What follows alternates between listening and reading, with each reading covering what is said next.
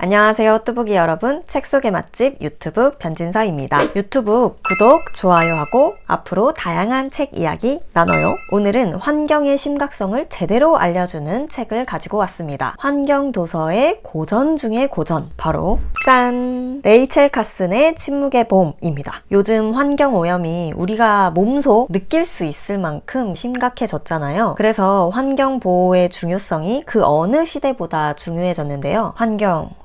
머리로는 알겠는데 막상 환경 보호를 위해 움직일 그 동기까지는 약간 부족했던 분들은 이 책을 읽으시면 됩니다. 레이첼 카슨은 해양 생물학자인데요. 학자가 자연을 사랑하는 마음에 글솜씨까지 더해지면 이 세상에 얼마나 큰 영향력을 미칠 수 있는지 잘 보여주는 좋은 본보기가 아닐까. 이 책이 1960년에 나왔는데요. 이때까지만 해도 세상은 환경 문제에 관심이 없었습니다. 이 시기에 과학이 점점 발달하면서 산업시대가 시작이 됐는데 이때 가지고 있던 인식이 인간은 자연을 능동적으로 지배할 수 있다. 이 인식이 지배적이었던 시대였거든요. 우리가 지금에서야 환경의 심각성을 인식하고 이제 막 실천하기 시작하는 단계로 왔다고 생각을 하는데 과학 만능주의가 자리를 잡고 있던 이 산업시대, 무려 40년 전부터 환경의 중요성을 알리려고 노력을 했다는 게 대단한 해안이고 또 큰 용기가 아니었나. 이 저자는 환경에 대한 책을 여러 권 썼는데요. 그 중에 오늘 소개해드릴 침묵의 봄이라는 이 책은 우리가 흔히 아는 살충제, DDT, DDD 이것들이 지구를 어떻게 망가뜨리고 있는지, 이 문제의 원인은 무엇인지, 그럼 우리가 어떻게 하면 되는지 이런 이야기들을 해줍니다. 정말 이 시대에 꼭 필요한 교양서, 필독서가 아닌가 싶어요. DDT에 대해서 설명을 드리면 DDT는 유기염소 계열의 살충제이자 우리가 흔히 아는 농약인데요. 1874년 자이들러에 의해서 처음 합성이 됐고 DDT가 강력한 살충 효과를 가지고 있다는 건 1939년 스위스 과학자 밀러를 통해서 밝혀졌어요. 그리고 밀러는 이 공적으로 노벨 생리의학상을 받습니다. DDT는 굉장히 싼 가격에 대량 생산을 할 수 있었고, 그리고 처음 실용화될 때 인간에게 무해한 것으로 알려졌기 때문에 급속도로 보급이 됐습니다. DDT의 효과는 이가 옮기는 티푸스나 모기가 옮기는 말라리아를 퇴치하는데 굉장히 효과적이었고, 심지어 1955년에는 국제건강기구 WHO에서 말라리아 퇴치를 위해서 DDT를 적극 사용했고, 이로 인해서 말라리아 사망률이 줄어들게 됩니다. 이렇게 전 세계적으로 DDT를 열심히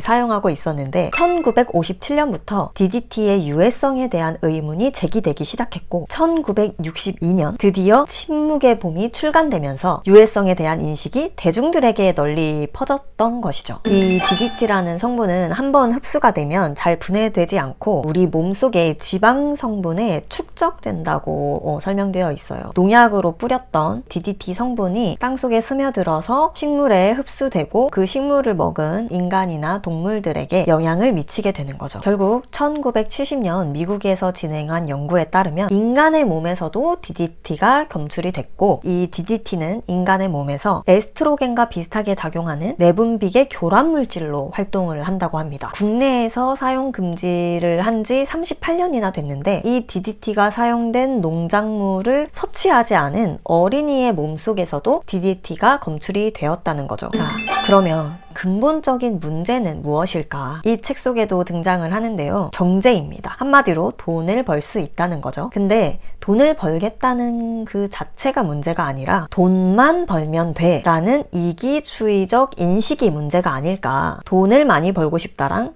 돈만 많이 벌면 돼 랑은 굉장히 다르죠. 많은 돈이 따라온다면 환경과의 조화, 이것이 인간에게 어떠한 영향을 미치는지 이런 것들을 배제한 채 생산하고 판매하는 이런 의식이 본질적인 문제라고 합니다. 근데 저는 이 문제의 책임을 정부, 기업, 아니면 개인 이렇게 한 특정 범위로 지정할 수 없다고 생각하거든요. 이 문제를 해결하기 위해서는 기업, 정부, 개인 이 모두가 힘을 합쳐야 한다고 생각을 하거든요. 국가는 기업의 경제적 성장을 도모하되 무자비한 성장, 환경을 고려하지 않은 인간을 위협하는 것들에 대해서 감시하고 처벌 이런 것들을 엄중하게 해야 하고, 우리 개개인은 이 환경오염의 심각성과 문제를 제대로 인식하고 공부를 해서 무자비하고 부도덕적인 기업을 견제하는 역할을 해야 한다는 거죠. 요즘은 정보의 평준화로 인해서 개개인이 환경에 대한 중요성, 심각성 이런 정보를 쉽게 습득할 수 있고, 그로 인해서 환경 운동도 굉장히 활발해져서 친환경을 내세운 기업들이 많아졌잖아요. 예전에는